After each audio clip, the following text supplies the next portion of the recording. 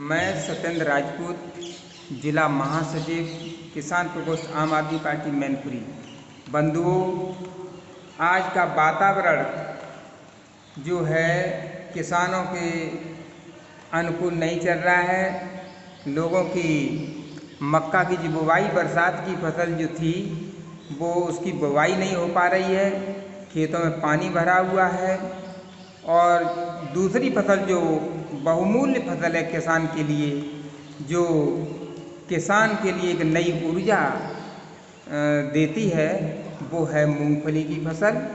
वो पानी खेत में भर जाने के कारण वो भी जमने लगी है। तो कहने का मतलब, किसान को ये जो बरसात लगातार चल रही है इसमें बहुत नुकसान झेलना पड़ रहा है। बरसाती मक्का भी गई और हमारी पैदा की हुई फसल जो मूंगफली की है वो भी समाप्त होने की कगार पर है।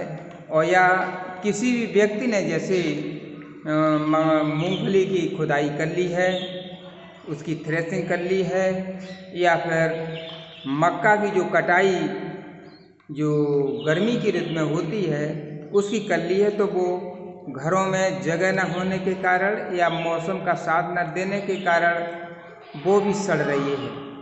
मक्का भी की फसल वो घरों में आ गई, वो भी खराब हो रही है, मूंगफली की फसल वो भी खराब हो रही है। तो कहने का मतलब, आज का ये जो मौसम जो है किसानों का साथ नहीं दे रहा है, वो बहुत ही मतलब नुकसानदेह है। देखो, आने वाले समय में भगवान करे जल्दी ये खुले और किसान जो है अपने काम में लगे। 2 करोड़ दोगुनी आय की बात करी थी प्रधानमंत्री मोदी जी ने, तो आप किसान हैं, आपकी आय दोगुनी हुई या पहले से भी आ भी रही? कुछ नहीं हुई। आमदनी दुगनी कहने की जगह में जानते हैं कि 3 गुनी आमदनी कम हो गई है। क्योंकि थोड़ा बहुत, वैसे तो रेट बढ़े नहीं, बढ़े भी हैं किसी फसल के, तो उससे 3 गुनी महंगाई बढ़ गई है। महंगाई बढ़ने का मतलब कारण, जैसे किसान की फसल है उसकी कीमत लगभग वही रहे या थोड़ी बहुत बढ़ जाए, लेकिन जो महंगाई बढ़ जाती है और किसान की वस्तु कीमत वही रहती है, तो 3 गुनी कीमत ऐसे मान लो कम हो गई है किसान की वस्तु की। बढ़ने की बात कही गई थी लेकिन उसकी कीमत कम हो गई। क्या ना, कीमत कम हो गई या कहिए किसान की आमदनी कम हो गई है। एक बार अपने बारे में बता दीजिए। क्या? अपना नाम वगैरह। मैं सत्येंद्र राजपूत, जिला महासचिव, किसान प्रकोष्ठ, आम आदमी पार्टी मैनपुरी। उत्तर प्रदेश में कल आम आदमी पार्टी ने विरोध प्रदर्शन किया है, जिसमें पुलिस ने बर्बरतापूर्वक लाठियां तक बरसाई हैं, उन्हें उठाकर के गाड़ी में डाल दिया। आप क्या कमेंट देना चाहेंगे? देखिए, लोकतंत्र में विरोध करने का हक सभी को है, या अपनी मांग रखने का हक सभी को है।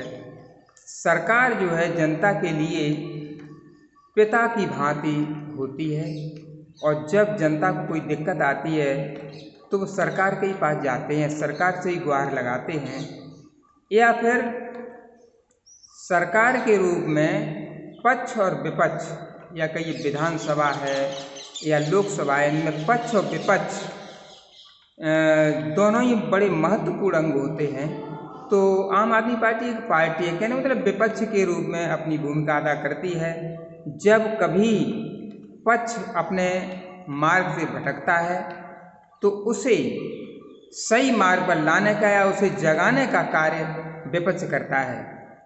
तो आम आदमी पार्टी जब कोई दिक्कतें आती हैं तो वहाँ पर अपने मुद्दे उठाती है, और जब नहीं सुने जाते हैं तो वो सड़कों पर उतरती है। तो ये हमारा अधिकार है, तो हमें उतरना ही पड़ेगा। और लेकिन ये बर्बरतापूर्वक लाठियाँ भांजना, ये जो है बिल्कुल ही लोकतंत्र के लिए अच्छा नहीं है, खतरनाक है। मोदी जी ने 3 दिन में हैट्रिक लगाई है। 27 तारीख को जबलपुर, 28 तारीख को दिल्ली और 29 तारीख को राजकोट, गुजरात के टर्मिनल की रूफ कोलैप्स हुई हैं। कहीं ना कहीं कुछ लोग भी मारे गए हैं। आप मोदी जी के भ्रष्टाचार के बारे में क्या कहना चाहेंगे? देखिए, भ्रष्टाचार एक बहुत बड़ी समस्या है। ये जैसे कोई भी बिल्डिंग बनती है, 700 करोड़ एक बिल्डिंग। हाँ, कोई भी बिल्डिंग बनती है तो उसका सरकारी बजट जो होता है, आम जनमानस जो बिल्डिंग बनाता है उससे हम समझते हैं लगभग 1.5-2 गुना बजट बनता है। लेकिन उसमें रुपया कितना लगता है? लगभग हम समझते हैं कि जो किसान बनाता है, आम जनमानस अपनी बिल्डिंग बनाता है, तो अगर पूरा लगा लो साहब, तो मैं जानता हूँ मटेरियल जो आधा लगता होगा, आधा भी नहीं, उससे भी कम लगता होगा। बिल्डिंग बनती है, हम बताते हैं, ईंट लगती है पीला, और जो सीमेंट लगता है वो लगता है 12 का, लगभग 10 12 का, मतलब लगभग 12 बोरी सीमेंट, वो बालू, और 1 बोरी सीमेंट, इस तरह से लगता है। तो बताइए, लेने के लिए या बिल्डिंग का खर्च का जो बजट बनता है वो अत्यधिक बनता है, और जब लगाने की बात आती है तो बहुत ही न्यूनतम लगता है। तो और जो ईंट लगती है वो भी बहुत ही घटिया किस्म की, जो किसान जो ज़मीन में दबा देता है वो ईंट इस बिल्डिंगों में लगती है। हम तो और कोई देखने वाला है नहीं, चाहे जो हो सिर्फ लेने वाले हैं, कमीशन मिल जाए और बस चाहे कुछ भी करिए, जाके जो जैसा चाहो वैसा करो, जाके पास कर दिया जाएगा। किशनपुर, अररिया सहित बिहार में 4 पुल अभी जल्दी ही बनाए गए थे, और एक पुल का तो उद्घाटन भी नहीं हो पाया, उससे पहले वो जमींदोज हो गए। क्या कहना चाहेंगे बिहार के पुलों के बारे में? ये बहुत ही गलत है। बिहार में एनडीए की सरकार है और ये पुल कहीं ना कहीं केंद्र सरकार ने बनवाए थे। ये भी जैसे कि मैं अभी बात कर रहे थे, ये सब भ्रष्टाचार की भेंट चढ़े हुए हैं। इन्हें रुपया चाहिए, कमीशन चाहिए जेबें भरने के लिए, जनता के लिए कुछ काम नहीं करना। जनता को सिर्फ अगर कुछ मिलना है तो सिर्फ धोखा मिलना है। अगर कोई भी जिम्मेदार व्यक्ति कोई भी बिल्डिंग बनाता है, कोई भी अपना उपक्रम तैयार करता है, यदि वो फेल होता है तो जिम्मेदार व्यक्ति को नींद नहीं आती है। जिम्मेदार व्यक्ति बहुत ही ठगा हुआ महसूस करता है। लेकिन ये जब भी पुल बहें, बिल्डिंगें ढहें, कुछ भी हो, तो ये जीते हुए महसूस होते हैं। क्यों? कि इन्होंने तो अपना कमीशन ले लिया है, अब जेबें भर ली हैं, अब फिर दोबारा कुछ जब प्रोजेक्ट बनेगा या दोबारा बजट बनेगा तो पुनः जेब भरी जाएगी, जिसका उनको लाभ होगा। तो ये सिर्फ जो भी जिम्मेदार हैं, जिम्मेदार नहीं हैं, ये गैर जिम्मेदार हैं, ये सिर्फ जेब भरने वाले हैं। तो जेब भरने का कार्य करेंगे। इन्हें पुल ढहें, बिल्डिंग ढहें, कोई मतलब नहीं है, कोई दिल्ली गेट के सामने कर्तव्य पथ, माननीय प्रधानमंत्री ने बड़े जोर शोर से इस सड़क का निर्माण किया, लेकिन पहली ही बारिश में उन्हीं के पार्षद ने एक नाव चला कर के कहीं ना कहीं क्या संदेश देने की कोशिश की है? क्या उसने अपनी बीजेपी पार्टी के भ्रष्टाचार को उजागर किया है, या उसने आम आदमी पार्टी की पानी के लिए सही व्यवस्था न करने को दिखाया है? आप इसको किस तरह से देखते हैं? देखिए, दिल्ली में दोहरी शासन प्रणाली है। तो दोहरी शासन प्रणाली जहाँ कहीं भी हो, किसी व्यक्ति को एक जिम्मेदार न हो करके दोहरी शासन प्रणाली है। अधिकार है लेकिन कर्तव्य नहीं है, और कर्तव्य है लेकिन अधिकार नहीं है। तो इस तरह की जहाँ व्यवस्था होती तहाँ पर ऐसी दिक्कत बनी रहेगी, क्योंकि अधिकार और कर्तव्य दोनों एक व्यक्ति के पास होने चाहिए। अरविंद केजरीवाल जी ने दावा किया है 12,000 किलोमीटर नई पाइपलाइन बिछाई हैं, उसके बाद आप पल्ला क्यों झाड़ रहे हैं? 12,000 कितना किलो? हाँ, 12,000 किलोमीटर नई पाइपलाइन बिछाई गई है। वो तो इंडिया अगेंस्ट करप्शन से निकली हुई ये पार्टी है, उनके ये लीडर भी हैं। लेकिन आप जानते हो जैसे कि हमारे समाज में भी ऐसा ही होता है कि यदि कोई काम गलत कार्य करता है तो जो है वो बदनाम होता है और जो भले लोग हैं वो उन मुद्दों को उठाते हैं। लेकिन जो मुद्दा उठाने वाला उसी को दबाने के लिए, जो करप्ट व्यक्ति होते हैं वो उसी को दबाने के लिए, उसी को बदनाम करने के लिए उससे भी ज़्यादा बेहतर तरीके से, उससे भी ज़्यादा हल्ला मचा करके जो है शोर करते हैं और बदनाम करने का कार्य करते हैं। वैसे ही केजरीवाल के लिए ये सच्चाई है कि वो भ्रष्टाचार की बात खूब करते थे, खूब उन्होंने काम किया, लेकिन ये ज़्यादा हमारे बीच में बाधा उत्पन्न कर रहे हैं, ये करप्शन की बात कर रहे हैं। तो इन्हीं को करप्शन के द्वारा इन्हीं को बदनाम कर दिया जाए, तो वही काम किया गया है और वही किया जा रहा है। लगातार उसी व्यक्ति को देखिए उदाहरण के लिए जेल में डाला गया है। यदि ये ठीक जो लोग करप्शन में फंसाने का कार्य करते हैं, यदि उनके साथ समझौता कर लेते हैं तो फिर कोई दिक्कत नहीं है, तुरंत वो एकदम फाइट हो जाएंगे, कोई दिक्कत नहीं होगा। जब उससे दूर है, उनका विरोध कर रहे हैं तो करप्ट व्यक्ति कहे जाएंगे, वो फंसाने का कार्य किया जाता है।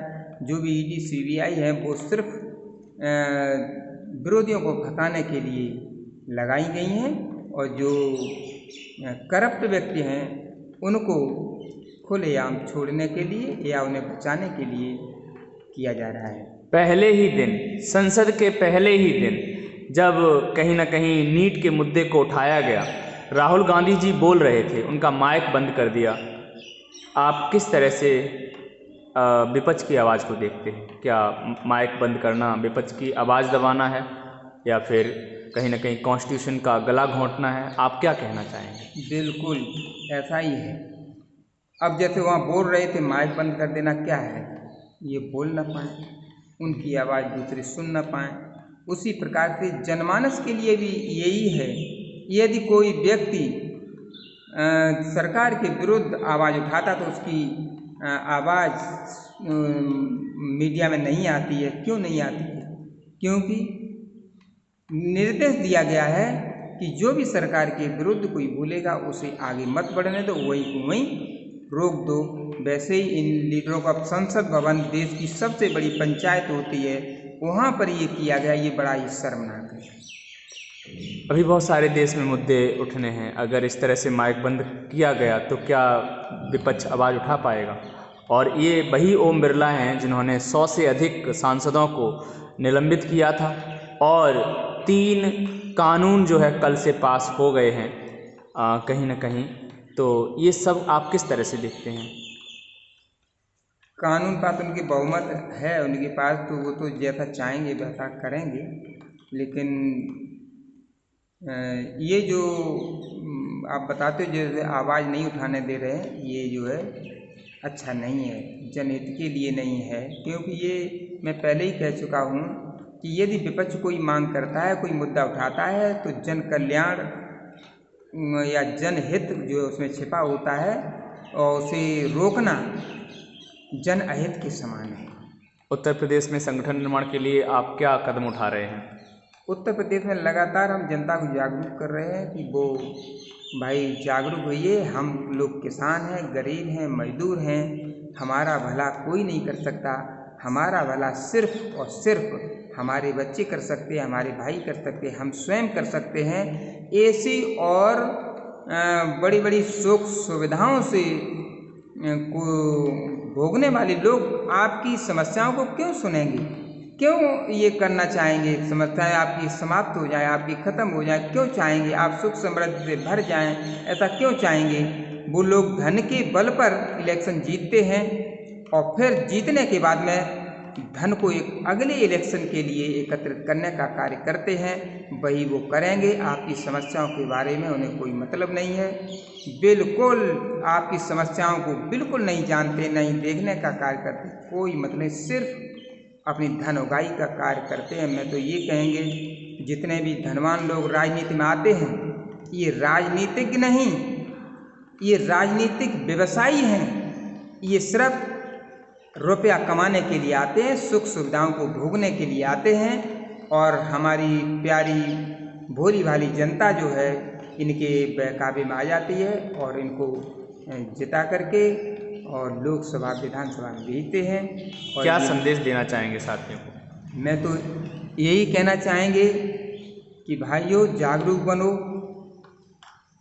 कमज़ोर व्यक्ति कभी भी अधिकार नहीं ले पाता है। संगठित बनो और अपने अधिकारों के लिए अपने बच्चों को आगे बढ़ाओ। कौन सी पार्टी से जुड़े? आम आदमी पार्टी से जुड़िए, क्योंकि आम आदमी पार्टी आम आदमी की बातें करती है, आम आदमी के हितों की रक्षा के लिए कदम उठाती है। इसलिए आम आदमी से जुड़िए। आम आदमी कौन है? गरीब, मजदूर, किसान। तो इसी प्रकार से जैसा नाम वैसा ही ये काम कर रही है। दिल्ली में देखिए, पंजाब में देखिए। तो मैं यही कहना चाहें कि आम आदमी से जुड़ो और अपने अधिकारों की तरफ आगे बढ़ो। हमने इतनी लंबी वीडियो शूट करी है।